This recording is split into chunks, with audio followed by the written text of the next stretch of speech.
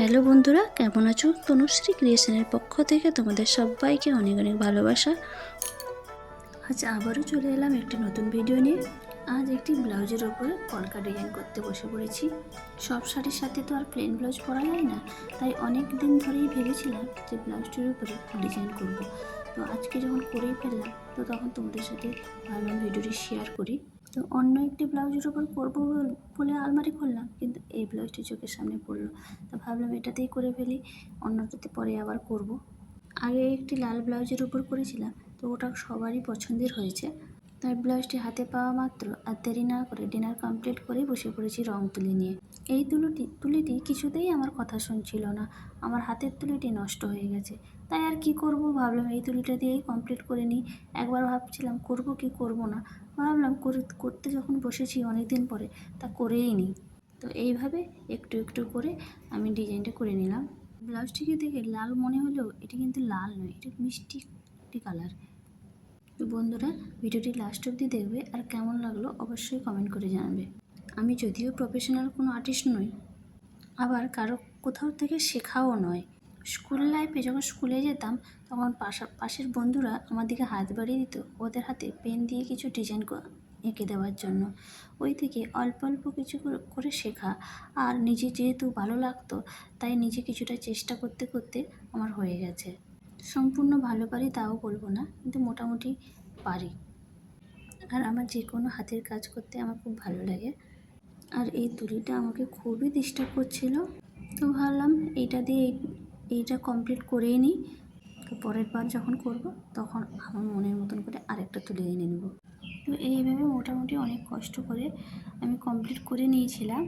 তো বন্ধুরা, তোমাদের কেমন লেগেছে অবশ্যই কমেন্ট করে জানাবে।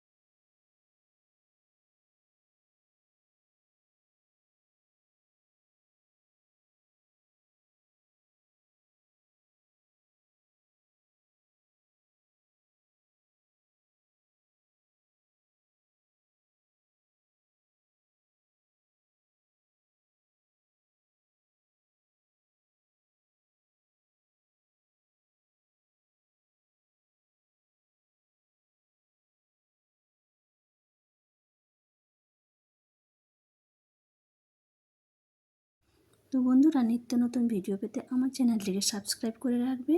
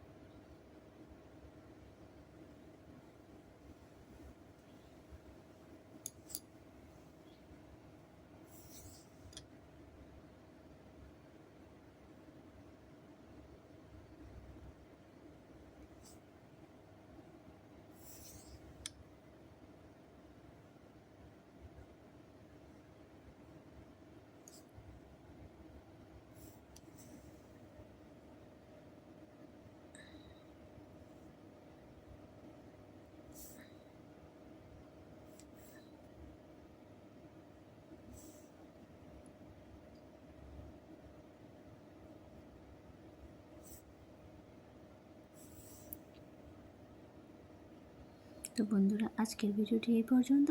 দেখা হচ্ছে পরের ভিডিওতে। টাটা।